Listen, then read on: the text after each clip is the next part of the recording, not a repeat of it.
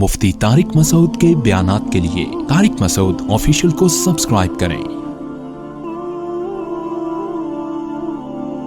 Tariq Masood official.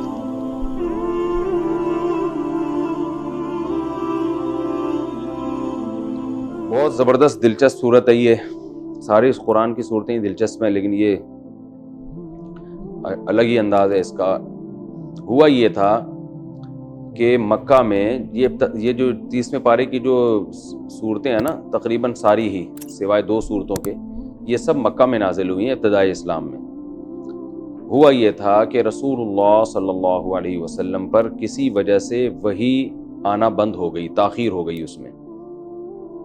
बहुत दिन हुए वही नहीं आई, तो गैर मुस्लिमों ने ये ताना देना शुरू कर दिया कि वद्दाअ मुहम्मदन रब्बुहु सल्लल्लाहु अलैहि वसल्लम, मोहम्मद सल्लल्लाहु अलैहि वसल्लम के रब ने उनको छोड़ दिया। पहले तो बताते रहते थे ये नाजिल हुआ, ये नाजिल हुआ, ये नाजिल हुआ। अब तो कुछ भी नाजिल नहीं हो रहा, तो इनके रब ने इसको छोड़ दिया। तो आप सल्लल्लाहु अलैहि वसल्लम पर ये बात बहुत शाक गुजरी, गम हुआ कि वही क्यों नहीं आ रही भाई। तो फिर ये वाली सूरत नाजिल हुई, वद्दुहा वल्लैली इज़ा सजा। अल्लाह ने कसम उठाई कि दिन की रोशनी की कसम, वल्लैली इज़ा सजा, और रात की तारीकी की कसम जब वो करार पकड़ ले। करार पकड़ना क्यों कहा गया है? इसलिए कि जब रात अंधेरी छा जाती है ना, तो हर चीज़ उसमें ठहर जाती है। तो हर चीज़ ठहरती है, गोया रात ही साकिन हो गई है। दिन में देखें ना हरकतें होती हैं, रात का एक टाइम आता है जिसमें सब चीज़ें खामोश। तो करार पकड़ने का मतलब ये है कि उसमें यानी ये एक तशबीह है एक तरह की, कि चीज़ों ने करार पकड़ा, गोया उस रात ही को सुकून हासिल हो गया। तो अल्लाह ने कस्में उठाई 2 और कसम उठा के फरमाया, मा वद्दाअका रब्बुका, नहीं छोड़ा तुझे तेरे रब ने, वमा कला, और ना तेरा रब तुझसे नाराज हुआ। तो ये कस्मों का क्या मुनासबत है आपस में? अल्लाह ने बता दिया कि जैसे दिन भी होता है और रात की रोशनी भी होती है, तो ज़माने के तग़य्युरात है ना, हमेशा एक जैसा ज़माना नहीं रहता। अल्लाह चाहता है ऐसी चढ़ती हुई धूप, और 12 घंटे में क्या होता है, एकदम घुप अंधेरा। तो जिस तरह रोशनी के साथ अंधेरे भी हैं, तो ऐसे ही वही के साथ खामोशी भी है। आप पर वही कभी आएगी और कभी नहीं आएगी, ये तग़य्युरात हैं। तो वही का ना आना ये अंधेरा है, इसमें रोशनी नहीं मिल रही ना। तो जो अल्लाह रात के अंधेरे में रोशनी छीन लेता है, तो वो दोबारा सुबह भी तो लेकर आता है ना, वही भी रोशनी दे भी देता है। तो अल्लाह ने आपसे वही की रोशनी वक्ती तौर पर छीनी है, तो ये वक्ती तौर पर है, वो दोबारा वही नाजिल करके आपके ज़रिए सारे जहां को हिदायत के नूर से रोशन कर देगा। तो ये बड़ी खूबसूरत मुनासबत है इसमें। इसको कहते हैं कसम और जवाब कसम। जवाब कसम कहते हैं जिस चीज़ पे कसम उठाई जा रही है उसको जवाब कसम कहते हैं, और वो जो कसम है उसको कसम कहते हैं। तो कसम और जवाब कसम में मुनासबत होती है, ठीक है ना, कि कोई यानी गोया कसम वो दलील बन रही होती है उस जवाब कसम पे। तो अल्लाह ने फरमाया, सूरज की रोशनी की कसम और रात की तारीकी की कसम, जब वो छा जाए, तेरे रब ने ना तुझे छोड़ा और ना वो नाराज हुआ, कुछ भी नहीं हुआ है। ये तो तग़य्युरात हैं जो मसलहत और हिकमत की वजह से होते रहते हैं। मा वद्दाअका रब्बुका वमा क़ला। और बाकी नबी सल्लल्लाहु अलैहि वसल्लम को ये बताया कि आप जो गमज़दा हो रहे हैं, कि ये ताने दे रहे हैं आपको और परेशान कर रहे हैं, तो गमज़दा इसलिए ना हो कि ये दुनिया की आजमाइशें हैं। आखिरत आपके लिए इस दुनिया से बेहतर है। जब दुनिया से आप जाएंगे तो ये सारी आजमाइशें आपकी ख़त्म हो जाएंगी। तो वलल आखिरतु खैरुल लका मिनल ऊला, और आखिरत आपके लिए बेहतर है इस दुनिया से। आगे अल्लाह फरमा रहे हैं कि आपका रब आपको कैसे छोड़ सकता है, यानी आपने ये कैसे इनके तानों का असर ले लिया कि आपके रब ने आपको छोड़ दिया। अगर छोड़ना होता तो अल्लाह ताला आपके पे माजी पे कैसे कैसे हालात आए हैं, उस वक्त अल्लाह ने आपको नहीं छोड़ा। तो इसका मतलब अल्लाह आपका हाथ हमेशा के लिए, अल्लाह ने हाथ थाम के रखा हुआ है, अल्लाह आपको कभी भी नहीं छोड़ेगा। तो फिर अल्लाह ने माजी बयान किया, अलम यजिद का यतीमन फआवा, क्या उसने आपको यतीम नहीं पाया और फिर आपको ठिकाना दे दिया? कैसा यतीम के नबी सल्लल्लाहु अलैहि वसल्लम की विलादत से पहले आपके वालिद चले गए दुनिया से, फिर जब आप पैदा हुए तो 6 साल की उम्र में, बाज़ रिवायतों के मुताबिक 8 साल की उम्र में आपकी वालदा का इंतकाल हो गया। तो अब्बा से भी महरूम, वालिद से भी महरूम और वालदा से भी। अब इस ऐसे बच्चे को कौन इज्जत देता है? लेकिन अल्लाह ने इंतज़ाम किया आपके दादा के ज़रिए। دادا کے دل میں محبت ڈال دی, شفقت ڈال دی. انہوں نے اپنا سگا بیٹا سمجھ کے آپ کو پالا اور بہت خیال کیا کرتے تھے عبد المطلب. ہر جگہ جو ہے نا وہ آ کے کھڑے ہو جایا کرتے تھے نبی صلی اللہ علیہ وسلم کے دفاع میں. لیکن چند ہی سالوں میں دادا کا بھی انتقال ہو گیا. تو کتنا غم لگتا ہے نا انسان کو کہ میری تو نہ ماں رہی, نہ میرے باپ رہے, اور نہ میرے دادا رہے جو اتنی محبت کرتے تھے. لیکن اللہ نے اس کا آلٹرنیٹ ابو طالب کو پیدا کی, ابو طالب کی کسٹڈی میں دے دیا.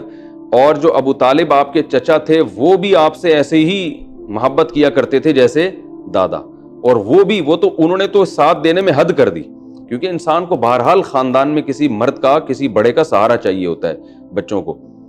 تو وہ ایسا ساتھ دیا انہوں نے کہ انہوں نے تو جب یعنی آپ صلی اللہ علیہ وسلم نے نبوت کا دعویٰ کیا ہے تو انہوں نے اگرچہ ایمان تو نہیں لے کر آئے, مگر کفر کی حالت میں بھی ساتھ کافروں کا نہیں دیا, بلکہ ساتھ رسول اللہ صلی اللہ علیہ وسلم کے دیا.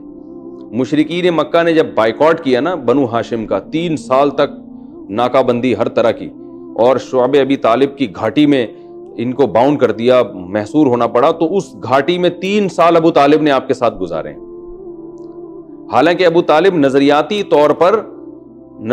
طور پر مشرکین مکہ کے ساتھ تھے, لیکن اپنے یتیم بھتیجے کی اور آپ صلی اللہ علیہ وسلم کی محبت میں جو ہے نا مذہب سے متفق نہ ہونے کی باوجود ساتھ کس کا دے رہے ہیں؟ محمد صلی اللہ علیہ وسلم کا. اور بالآخر ایک دن تو آپ نے کہہ دیا نا کہ مجھ پر اتنا بوجھ نہ ڈالو جو میری طاقت سے زیادہ ہو. وہ بار بار آ کے, اور ابو طالب کی وجہ سے آپ صلی اللہ علیہ وسلم کو قتل ہونے سے بھی اللہ نے محفوظ رکھا ہے, ورنہ عرب تو قتل کر دیتے. ابو طالب کا ایک مقام تھا, ایک سرداری تھی, ایک روب تھا. تو وہ مشرکین مکہ یہ کہتے تھے کہ ہم ابو طالب کی وجہ سے نہیں قتل کرتے محمد صلی اللہ علیہ وسلم کو. لیکن آپ صلی اللہ علیہ وسلم جب بتوں کو کی وہ بیان کرتے اور اسلام کی تبلیغ میں مسلسل لگے رہے, تو بالآخر جو ہے نا وہ پورا وفد کی شکل میں ابو طالب کے پاس گئے مشرکین کے سردار, اور کہنے لگے کہ ہم آپ کی وجہ سے رعایت کر رہے ہیں, لیکن ہمارے صبر کی بھی ایک انتہا ہے. تو پھر وہ ابو طالب نے نبی صلی اللہ علیہ وسلم کو بلایا اور کہا کہ اے میرے بھتیجے, مجھ پر اتنا بوجھ نہ ڈالو جو میری طاقت سے زیادہ ہو. یعنی میں تو تمہارا دفاع کر رہا ہوں, لیکن جو ہے نا تم بھی لچک نہیں پیدا کر رہے اپنے دعوت میں, تم بھی دعوت دیے جا رہے ہو. تو اس موقع پر نبی صلی اللہ علیہ وسلم نے فرمایا اگر یہ میرے ایک ہاتھ پہ چاند اور ایک ہاتھ پہ سورج بھی رکھ دیں تو میں اپنی دعوت سے باز نہیں آؤں گا. اس کے بعد بھی ابو طالب نے کہا میں جب تک زندہ ہوں تمہارا ساتھ دوں گا. تو یہ ہے کہ الم یجد کا یتیما فآوا, اللہ فرماتے ہیں آپ یتیم تھے, ہم نے آپ کو ٹھکانہ دیا. وہ الگ بات ہے ابو طالب کی موت کفر پر ہوئی اور آپ صلی اللہ علیہ وسلم آخر وقت تک کوشش میں لگے رہے کہ یہ کلمہ پڑھ لیں, لیکن آپ کلمہ نہیں پڑھے. صحیح مسلم کی حدیث ہے, اور انہوں نے کہا کہ ایک دفعہ کلمہ پڑھ کے میری آنکھیں ٹھنڈی کر دیں تاکہ میں آخرت میں آپ کی سفارش کر سکوں. لیکن موت کے وقت عرب کے سردار موجود تھے, تو ابو طالب نے کہا کہ اگر میں نے اس وقت کلمہ پڑھ لیا تو یہ سردار تانا دیں گے کہ ابو طالب عرب کا سردار تھا اور ساری زندگی باپ دادا کے دین پہ رہا, موت کے وقت موت کے ڈر سے کلمہ پڑھا. یعنی پڑھنا تھا تو پہلے پڑھ لیتا میں, اب تو صرف موت کے ڈر سے ہی کلمہ ہوگا, تو میں یہ عار ذلت برداشت نہیں کر سکتا. اور اس کے الفاظ ہیں اخترت النار علی العار, میں جہنم کی آگ برداشت کر لوں گا, لیکن آگ دنیا کی ذلت کے لوگ مجھے تانا دیں کہ ساری زندگی تو اسلام قبول نہیں کیا اور بس موت کے ڈر سے, یعنی اس کو وہ ایک طرح کی اپنے خیال میں منافقت سمجھ رہے تھے. تو اور اس پہ ایک شعر بھی ہے بڑا دلچسپ کہ میں وَلَقَدْ عَلِمْتُ بِأَنَّ دِينَ مُحَمَّدٍ مِّن خَيْرِ أَدْيَانِ الْبَرِيَّةِ كُلِّهَا, کہ مجھے یقین ہے اللہ کی قسم کہ محمد جو میرا بھتیجا ہے اس کا لایا ہوا دین تمام دینوں میں سب سے بہترین دین ہے. کیونکہ تعلیم تو جانتے تھے نا کتنی بہترین تعلیمات دے رہے ہیں وہ, لیکن کیا ہے لولا الملامت او حدار مسبت, اگر ملامت اور یہ جو بعد میں برا بھلا کہنے کا خوف نہ ہوتا تو آج میں اپنے بھتیجے کی آنکھیں ٹھنڈی کر دیتا. اسی پہ قرآن مجید کی آیت نازل ہوئی کہ کیونکہ نبی صلی اللہ علیہ وسلم کو غم بہت زیادہ ہوا تھا آپ کے انتقال کا, تو قرآن مجید کی آیتیں نازل ہوئیں انک لا تہدی من احببت ولکن اللہ یہدی من یشاء, کہ اے نبی صلی اللہ علیہ وسلم جس سے آپ محبت کرتے ہیں اس کو ہدایت نہیں دے سکتے, اللہ جس کو چاہتا ہے ہدایت دیتا ہے. تو آپ کو تو محبت تھی, آپ کے چچا ہیں اور ہونی چاہیے, تو لیکن یہ کہ ہدایت آپ کے قبضے میں نہیں ہے. تو یہ جو ہے نبی صلی اللہ علیہ وسلم کی کفالت کا اللہ نے انتظام کیا. اس سے بھی پتہ چلتا ہے کہ اللہ تعالیٰ بعض دفعہ کافر کے ذریعے بھی, کسی غیر مسلم کے ذریعے بھی دین کا کام لے لیتے ہیں. اور یہ بھی پتہ چلتا ہے کہ جتنے بھی غیر مسلم ہیں سارے اسلام دشمن نہیں ہوتے, ان میں بہت سے سپورٹر بھی ہوتے ہیں، تو ان کو آخرت میں سزا کم ملے گی۔ حضرت عائشہ رضی اللہ تعالی عنہ سے ایک روایت ہے، صحیح مسلم کی حدیث ہے، حضرت عائشہ فرماتی ہیں یا رسول اللہ کہ یہ جو تھے انہوں نے آپ کا ابو طالب نے اتنا ساتھ دیا اور اتنی آپ کی جو ہے وہ خدمت کی، تو کیا ان نیکیوں کا ان کو قیامت کے دن اجر ملے گا؟ آپ نے فرمایا ہاں، اتنا اجر ملے گا کہ یہ قیامت کے دن جہنم کے سب سے نچلے طبقے میں ہوں گے، لیکن اللہ ان کو سب سے اوپر والے طبقے میں لے آئے گا، پاؤں میں صرف آگ کی جوتیاں ہوں گی۔ تو یہ بھی بہت بڑا عذاب ہے، لیکن یہ کہ یہ سب سے کم ترین عذاب حدیث میں آتا ہے قیامت کے دن، کافروں میں سب سے کم عذاب ابو طالب کو ہوگا، لیکن جہنم سے نکلنا نصیب نہیں ہوگا، اس لیے کہ موت کس پر ہوئی تھی؟ شرک پر۔ تو حضرت ابراہیم علیہ السلام کے والد کا بھی ایسے ہی ہے، تو اس لیے ہمیں اس سے یہ بھی پتہ چلتا ہے اپنے والدین جو ہمارے ایمان پر مرتے ہیں، یہ اللہ کا بہت بڑا فضل ہے کہ کم از کم دعا کا راستہ ان کے لیے اللہ نے کھول دیا ہے۔ تو اللہ نے فرمایا الم یجدک یتیما، اے نبی کیا ہم نے آپ کو یتیم نہیں پایا، فآوا، تو ہم نے آپ کو ٹھکانہ دے دیا۔ تو یعنی اللہ نے بتا دیا کہ اس وقت آپ کے رب نے آپ کو تنہا نہیں چھوڑا، آپ کے ٹھکانے کا انتظام کیا۔ موسیٰ علیہ السلام کے ساتھ بھی ایسا ہی ہوا کہ اللہ نے فرعون میں حضرت موسیٰ علیہ السلام کو ٹھکانہ دیا، اور فرعون ہی کے محل میں آپ پل کے بڑے ہوئے، وہ جہنم میں اور موسیٰ علیہ السلام جنت میں۔ تو اللہ تعالیٰ کی یہ عادت ہے کس سے کیا کام لے لیں۔ تو الم یجدک یتیما فآوا، کیا آپ کو یتیم نہیں پایا اور اللہ نے آپ کو ٹھکانہ دے دیا۔